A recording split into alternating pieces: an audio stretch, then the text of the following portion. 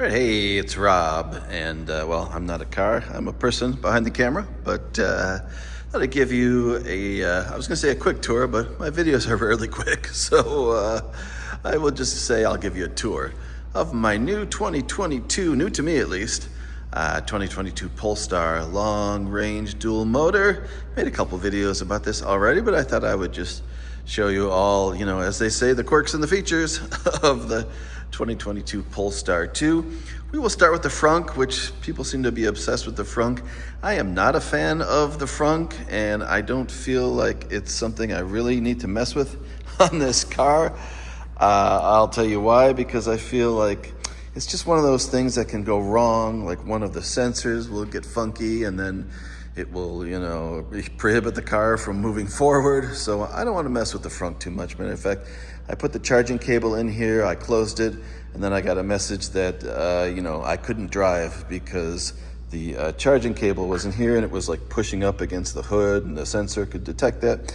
Anyway, it's not worth me messing up, my ability to get to work by playing with the frunk. So I'm going to show you the frunk and close it.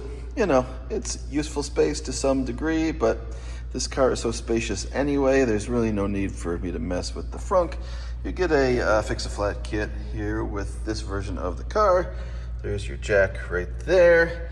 And other than that, there's really nothing to mess with in the frunk except your windshield washer fluid. So there you go. If you need to refill that, open the frunk. Otherwise, I wouldn't mess with the frunk too much. I just don't trust it.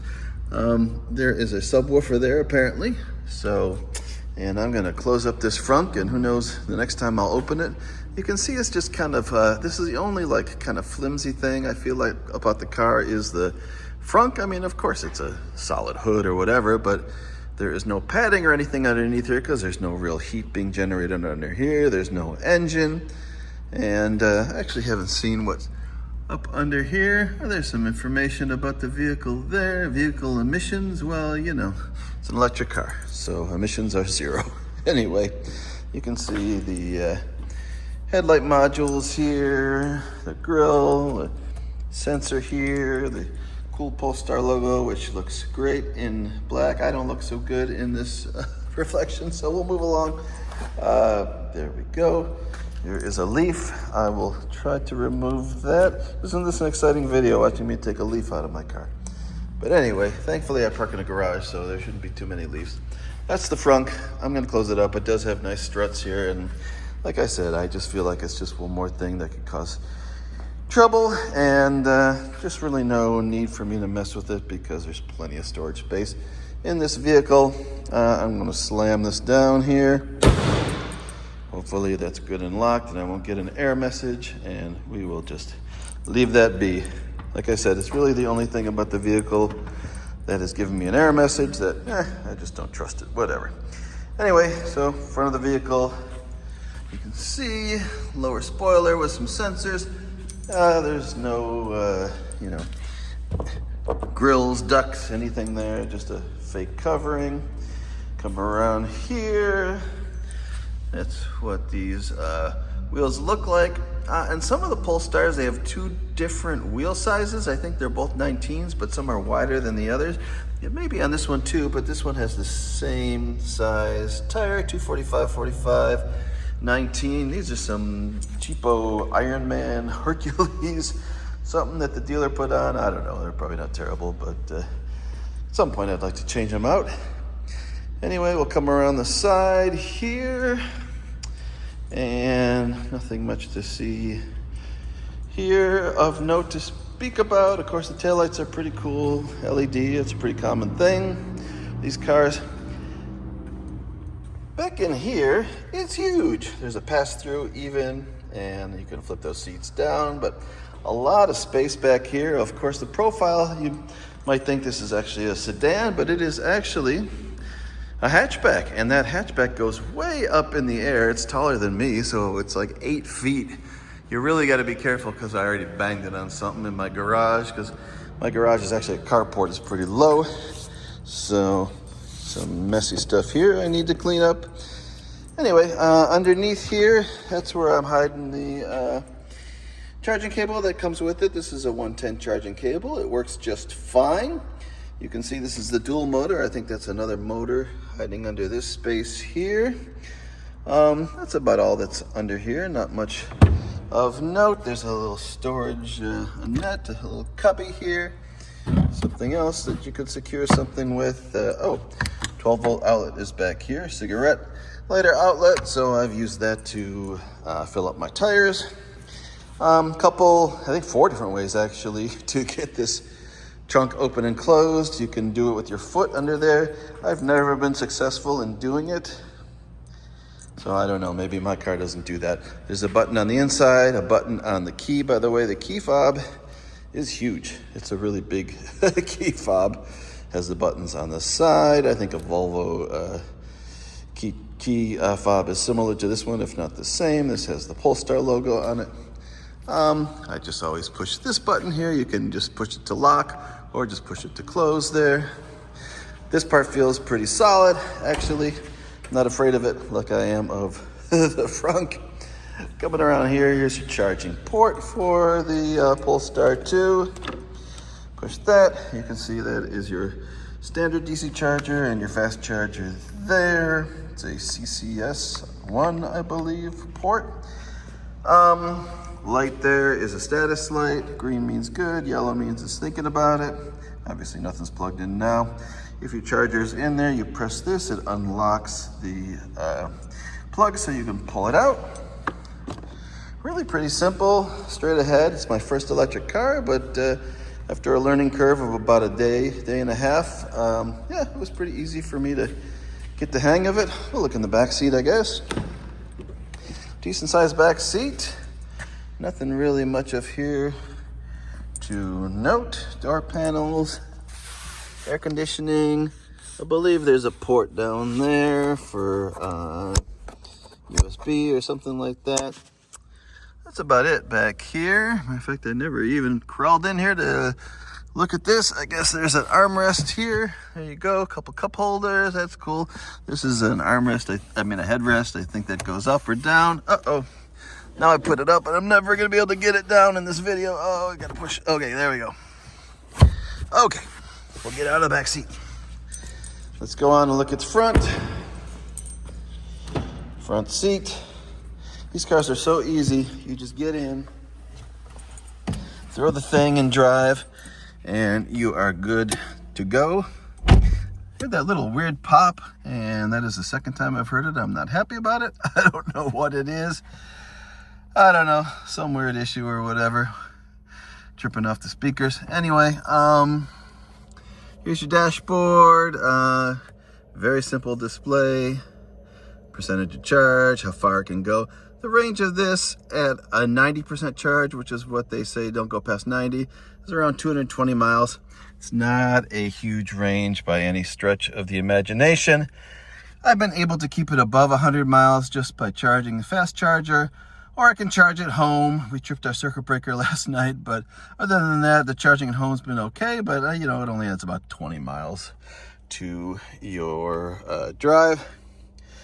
Gear selector with a lighted Polestar emblem, pretty cool, very simple, park, reverse, neutral drive, that's it. You got a volume control, a physical volume control here with the play button, hazards, you got your front and rear windshield defroster right there. These are 2 USB-C ports. This one is the data port that I plug into.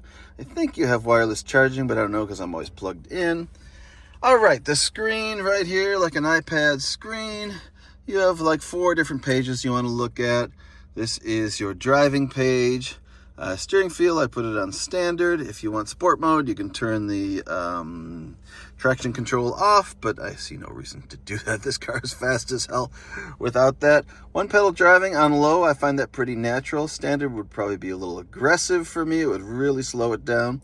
And I don't need it to creep. I love taking my foot off the gas, not using the brake, and it just sits there at the light.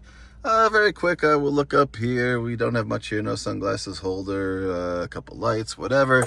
You got a decent size glove box right there. That's what the top of the dash looks like. These are kind of cool, these top vents. Air conditioning is very nice in here. Feels very comfortable. All right. you got a camera here, but you're not going to see anything unless the car is moving. On your page here, you have the different assistant type nanny state things. Driver alert. I don't need that. It's silly. Road sign information. It does show you on the dashboard. Speed limits, that kind of stuff. Collision avoidance. Sure, I don't want to turn that off. Helpful for sure. Ready to drive notification. Yeah, you definitely want to know that the car is ready to drive. It's an electric car, so it doesn't make any noise. The lane keeping, I don't like that much either.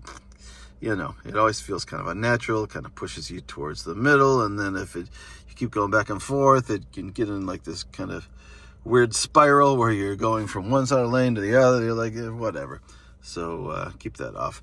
Unfortunately, there is no, and I wish it was right here, blind spot monitoring, because I do enjoy that in the mirrors or wherever, but this car just doesn't seem to have it. Polestar has different packs, like a performance pack and a luxury pack. Or this car doesn't have any packs, which means it doesn't have any sunroof at all. It doesn't have leather interior. This is just cloth. This is just the base model of the dual motor. Still 408 horsepower. You're not messing around in this thing. Anyway, here's your charging information. It's charged at 82% right now. It's going to tell you the limit. It says, please limit it to 90%. Most people will tell you 80%, but this car does not have a lot of range, so I'm going to keep it at 90%, hope for the best. I limit my charging at home to 10 amps. My smallest fuse, is 15 amps. Try not to overload it. Last night we actually did, but anyway, you can schedule and determine when charging can stop or start or whatever if you want to do that. Go to more here. You have the status, the repair status, and any kind of issues or whatever. No warnings. Definitely like to see that. All good. Service. It tells me in 412 days I have to service this. Service is pretty minimal. Tow mode. Look at that. Good to know. Hope we don't need that. Servicing is pretty minimal. The filters and the cooling fluids and a couple other things. Not much to do in an electric car unless there's a problem. This is just preferences for locking the doors, lighting intensity, a bunch of boring stuff here. The mirrors, whether they fold in or not. Let's see what wipers is. I haven't pulled it. Wiper service position. Oh, okay, so they'll move up in a service position if you hit that on, I guess. Rain sensor is on. Nice to know I have that. All right, over here are all of your apps. You can have Google apps. You can have Apple apps. I can even watch YouTube in here, which I haven't done, but hey, that would be fun. Down here is your Apple CarPlay, which I use. Over here, you can select the radio or Sirius. Somebody was nice enough to leave me their Sirius subscription on, so I'm able to get Sirius for now. Hit the gear. That is where you're going to see all of your different selections here that you can mess with the stereo and all that kind of stuff. I'm very surprised because I'm a sound guy that the fader is very disappointing. You basically can have the front or the back or both, and that's it. You would think there'd be like a little joystick or a little button to push that you could select. Can it go left or right? Can it go up or down? You don't have that at all. That's it. Just off or on. Kind of annoying. It does have an equalizer that you can set up. I haven't really played with it, but it is there. Anyway, lots of other choices and things, information about the car, the systems, blah, blah, blah in here. That's it, your apps. This is your car manual. If you press that in the middle, Polestar manual, there you go, whatever. The symbols, you want to know what symbols you're seeing in the car, there you go, warnings, all that stuff, whatever. Pretty cool. Any information about the car you need right there in the on-screen manual. Other than that, there isn't too much. This is just your own account here. The key, it'll register that you have the key going there. And beyond that, not too much with the Polestar. One cup holder here. Up under this armrest is another cup holder. Not super convenient. There's really nothing much here at all other than just that volume knob. Little pocket in the door down here. Seat memory, of course, great. Very comfortable seats. Your standard window controls and all that stuff. I'll hop on out and probably gonna call it for this video. There's not much else to mention. I did talk about the Polestar in a previous video, my purchase, how much I paid, all that kind of stuff. You can watch that if you like. And there you go. So signing off. So far so good. Very happy with this car. No concerns at the present time. Hopefully it stays that way for many miles to come, because I can't afford to fix this thing. But I couldn't afford to not buy it either, because I got a really good deal on it. And hopefully it'll just be a good, reliable car for me for the foreseeable future. Locking up. And there you go. There are the lights flashing. Signing off for now. Any questions, just leave them in the comments. Take care.